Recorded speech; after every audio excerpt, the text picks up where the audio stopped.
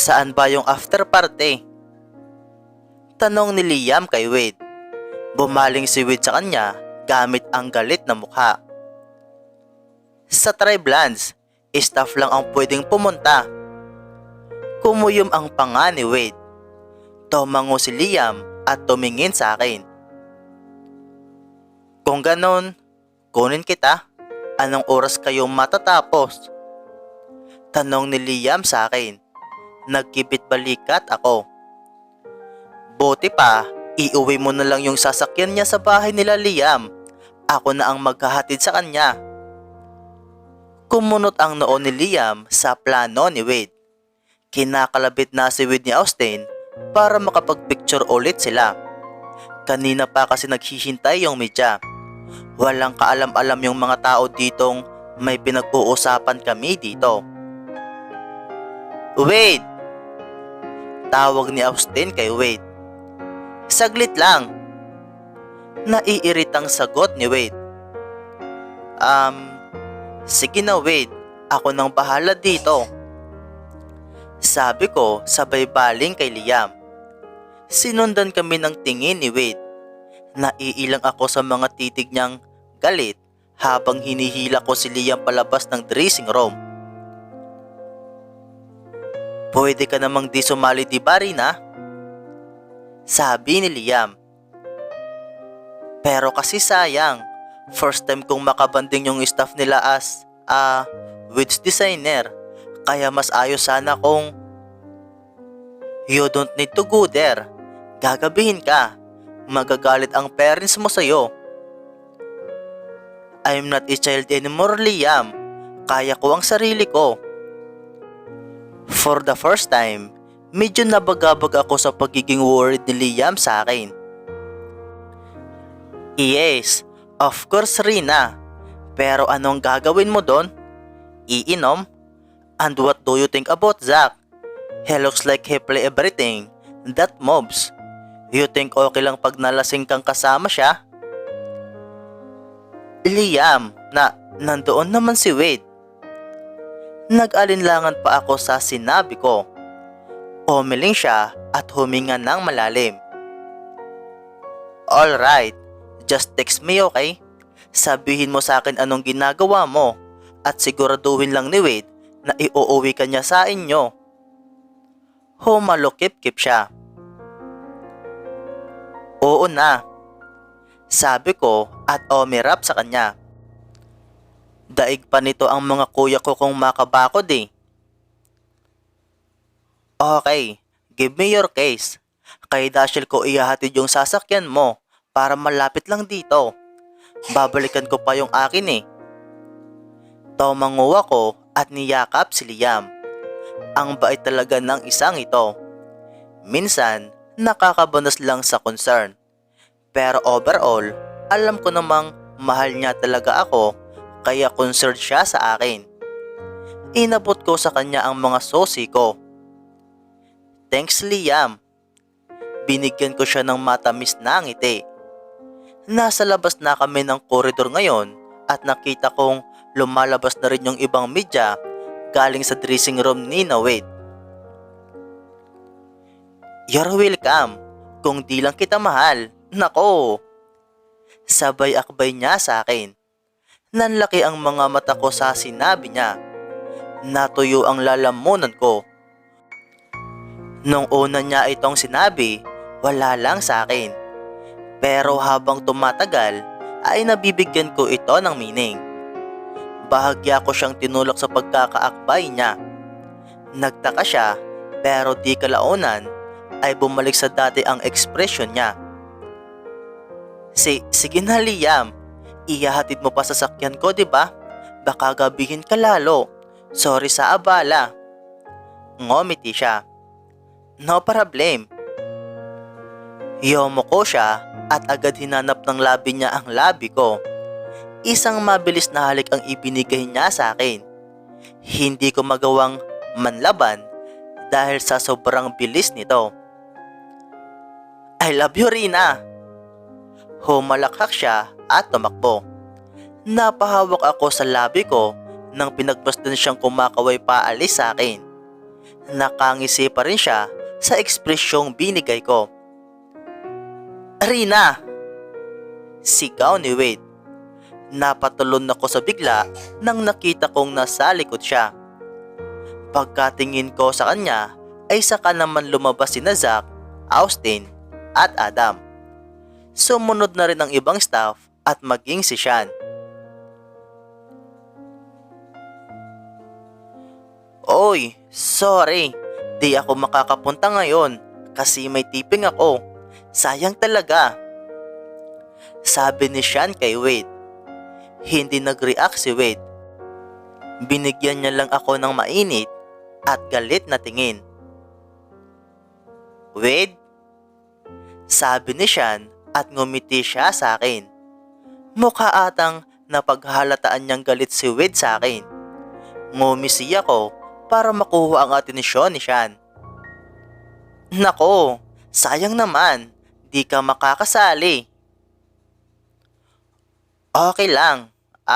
Basta, Rina, yung sinabi ko sa'yo, once na i-design mo ako ng gown, sisikat agad ang pangalan mo. Mamaya, makakapasok ka pa sa Fashion Week.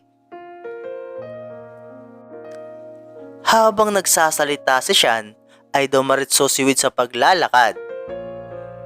Talaga? Sabi ko kay Sean. Nako, nakakaya naman. Ano ka ba?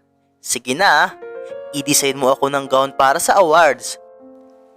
May 1 buwan pa iyon, kaya mas mabuti kung maaga yung pagdidesign mo. Tumango ako. Sean, let's go.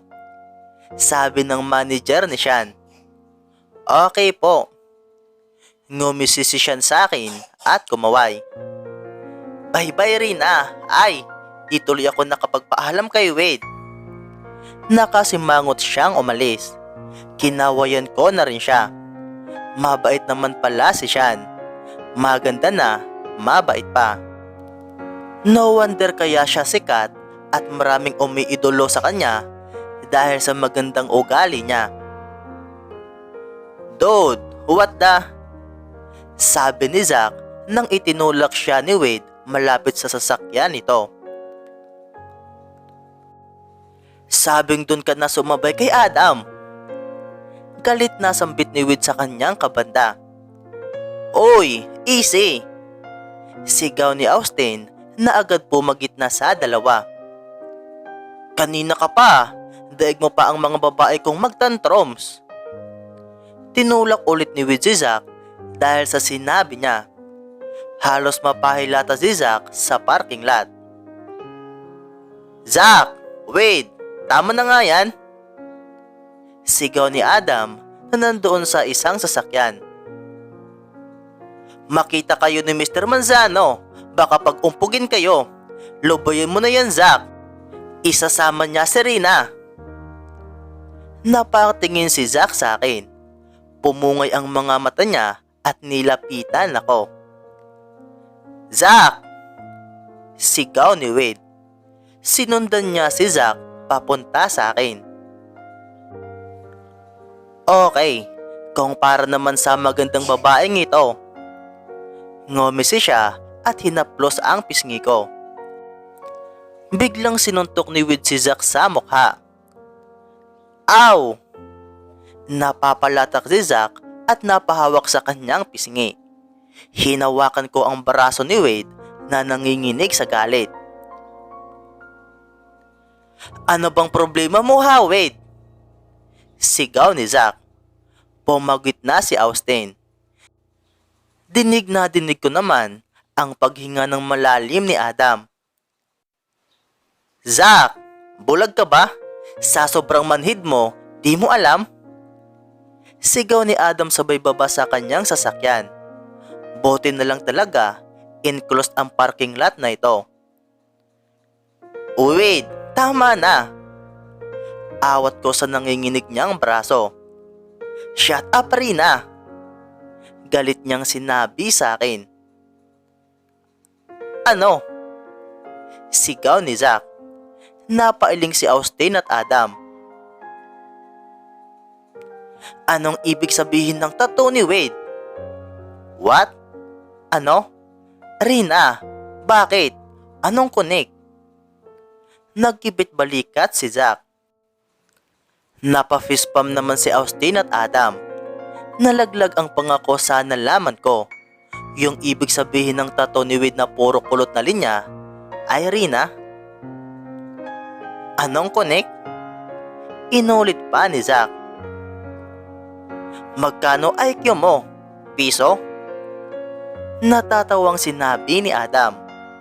Unti-unting umaliwalas ang mukha ni Adam. Hinilamos niya ang kanyang kamay sabay turo sa akin. Yorda Rina? Habang nakangiti siyang tinuturo-turo ako, ay hinihila na siya ni na Austin papasok sa sasakyan ni Adam. Sinundan ko ng tingin si na Adam papasok sa sasakyan nila. Si Wade naman ay iniwan ako doong pinapanood sila papaalis. Wade! Sigaw ko kay Wade na pumapasok na sa kanyang Benz. Pumasok na rin ako at tinitigan ang galit niyang mukha. Alam ko naman kung bakit galit siya sa akin. Siyempre, nakita niyang hinahalikan ako ni Liam kanina. Nakita ko rin naman siyang hinahalikan ni Sean kanina. Wade, galit ka ba? Tanong ko sabay hawak sa braso niyang nakahawak naman sa manibila. Hindi siya umimik. Seryoso lang niyang pinaharurot palabas doon ang sasakyan niya. Can we talk? We should talk. Nanginginig kong sinabi. Hindi pa rin siya umimik. Hindi ba dadahan-dahanin natin ito? Tapos may ganito agad. Please, let's talk somewhere. Yung tayong dalawa lang. Sinuyod ko ang mga building sa labas. Hindi kami pwedeng pumunta sa isang restaurant dahil maraming makakakilala sa kanya. Saan ko kaya siya pwedeng madala para makapag-usap kami? Wala sa sariling tinuro ko ang isang hotel. There, we should go there. Napasulyap siya sa akin. Nabigla ako nang agad niyang itinigil ang sasakyan niya. You want me to take it slow? Idi wag mo akong dalhin sa mga lugar na makakapang-akit sa aking angkinin ka ulit, Rina. Napakamot ako sa ulo ko. Dump mo ba, Rina? I just want to talk. Hayop, akala mo kaya kong magpigil pag nandyan tayo? Yun no, Rina. Mga bata pa lang tayo. Sobra-sobra na ang pagpipigil na ginawa ko sa'yo. Ngayon, gusto mo ng dahan-dahan. Torture, pero lahat para sa'yo. Umiling siya at tumingin sa labas. Hinawakan ko ulit ang braso niya. Nabigla ako nang may naramdaman akong paggaspang ng kotis niya. Inilapit ko ang mga mata ko doon sa braso niya at nakita kong tumitindig ang balahibo niya sa haplos ko. Inilayo niya ang braso niya sa kamay ko. Sorry. Uminit ang pisngi ko. Ganyan siya kaapektado sa akin? O sige, ito na tayo. Anong gusto mong pag-usapan? Tanong niya. Ano kasi? Kasi kanina, yung si Liam. Oo. Nakadalawa siya sa'yo, di ba? 2? 3? Sarcastic niyang sinabi. Wade, hindi ko naman alam. Bigla lang talaga siyang nanghahalik. Kung ikaw bigla kitang halikan, ayaw mo? Dahan-dahan dapat? Slow motion? Ganon? Ginulo niya ang buhok niya. Hinalikan ka rin naman ni siya na. Panlaban ko. She's a performer. Kaya niyang umarte sa harap ng mga tao. Na in love siya sa buong ako at kahit hindi naman talaga. Napalunok ako sa sinabi niya. And it's not like I wanted her to kiss me. Rina, kung alam mo lang. Ginulo niya palalo ang buhok niya at napabuntong hininga. Hay buhay! Paano na naman kung gusto ko niya in real life? I mean, paano kung di siya umaarte? Idi gusto niya ang whole package mo? Idi maganda. Tumawa siya. Kumirot ang puso ko. Napayo ko ako. Napatingin naman siya sa akin. Maganda. Dapat gusto niya rin pati yung pagmamahal ko sa'yo. Tanggap niya rin dapat yon. Kinagat ko ang labi ko habang nakayo ko. Langya ka, Ribas. Langya kang lalaki ka talaga. Ano? Meron pa ba? Sabi mo 'di ba? Let's be honest this time. Let's be open. Dahan-dahan. Ito na rin na. Dahan-dahan. Anya. Mali yung ginawa mong paghalik sa akin kanina. Nang aakit ka na naman. Kahit ayaw mong naaakit ako. Pero buti na lang yon. 3-1 lang yung score eh. Talo pa rin ako. Matabang niyang sinabi. Napatingin ako sa nakapout niyang labi. Diretso ang titig niya sa daanan. God! Is it wrong if I say I want to kiss him right now? Napaawang ang bibig ko habang naiisip yung buong concert niya. He's so hot. Talagang bagay siya sa stage. Ganda pa ng boses at ang ganda rin ng katawan. Alam mo yon, kung noong bata pa kami ay maganda na iyong katawan niya, mas lalo ngayon. Hinog na hinog. Yung tipong hinog na talaga sa perfeksyon. Don't look at me like that, Rina. Sabi niya nang nakitang nakatitig na ako sa mga labi niya. Uminit ang pisngi ko. Totoo bang Rina ang ibig sabihin ng touch mo, Wade? Tanong ko.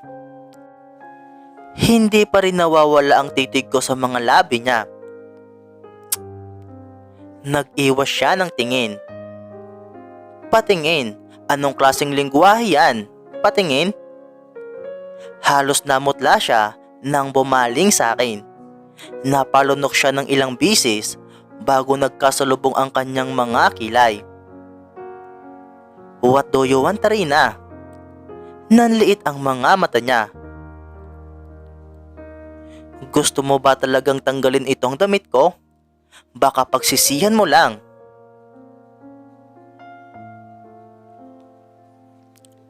Nahihilo at nalalasing na ako sa mga titig niya. Sa tinisyong bumalot sa amin, sa init na naramdaman ko sa sarili ko, nanginig ang mga binti ko. Dahan-dahan kong hinahawakan ng kanyang dibdib. Nag-half open ang kanyang bibig sa ginawa ko. Matigas ang dibdib niya. Yung tipong hindi agad matitinag pag may sumuntok. Hindi ko kayang isipin kung anong workout ang mga ginagawa niya para laging ganito. Inborn na yata siya. Godlike sense forever. Napatingala siya at napapikit habang hinahaplos ko yung tattoo sa dibdib niya. Nabigla ako nang tinanggal niya ang kamay ko. No, Rina, sagutin mo muna ako. No temptations. Pinaandar niya agad ang sasakyan niya kahit kitang-kita ko na ang pamumungay ng kanyang mga mata at pag-awang ng kanyang bibig. Napangisi ako. I really have that effect on him. Mas lalo akong nabibihag dahil dyan. Mas lalo akong nai-inlove tuwing nagpipigil siya sa akin. At sigurado akong mas mababaliw ako kung hindi na siya magpipigil. Gosh! Humahali na yata ang pag-iisip ko. Kainis naman kasi itong si Wade. Kainis talaga. Nang nakarating na kami sa Treblands, nagsimula na ang program. Umupo ako sa my staff. Habang si Wade ay nandoon sa presidential table sa harap. Hindi ko siya pwedeng lapitan kasi obviously Staff lang ako. Maraming nag-aabot sa kanya ng inumin. Bar kasi itong Triblands, pero nasa VIP section kami.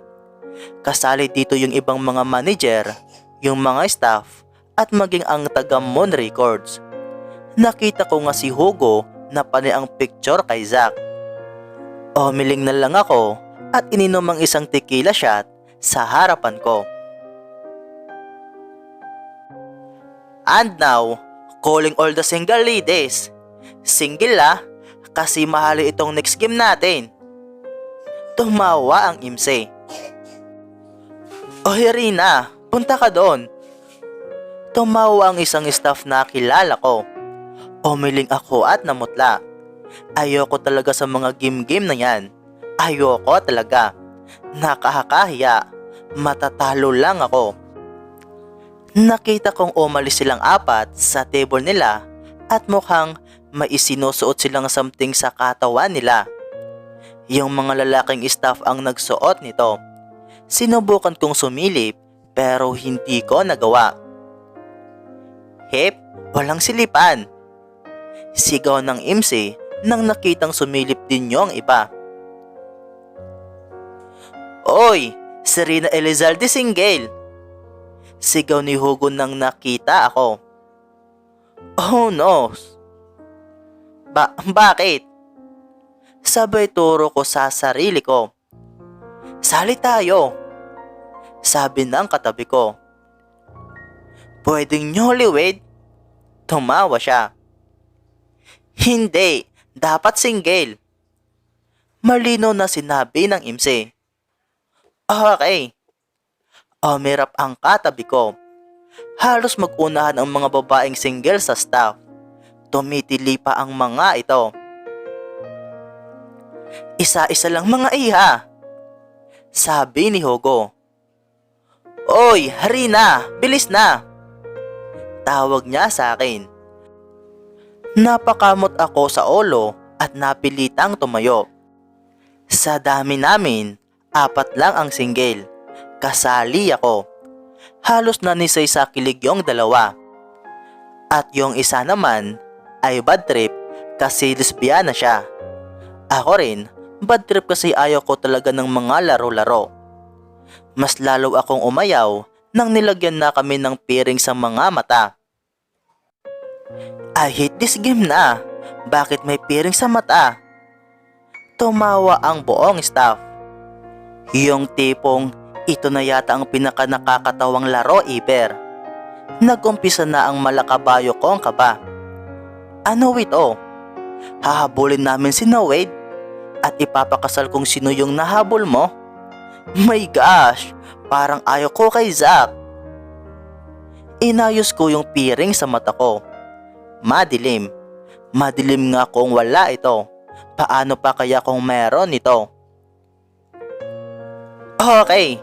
Hahanapin nyo sa mga lalaking ito yung isang pirasong pen sa buong katawan nila. Nandoon nakalagay Napao ang bibig ko at agad ko iyong tinakpan gamit ang palad ko. Mas lalo akong kinabahan sa rules ng laro. Kapain nyo na girls! Sigaw ni Hugo sa audience. Mas lalong nagtawanan ng audience. Hindi ko na marinig ng mabuti ang MC dahil sabay-sabay na ang tawanan ng lahat. Pero narinig ko si Wade na nagsalita sa background. Ako ang mamimili ng kakapa sa akin. Humalakak siya. Damn!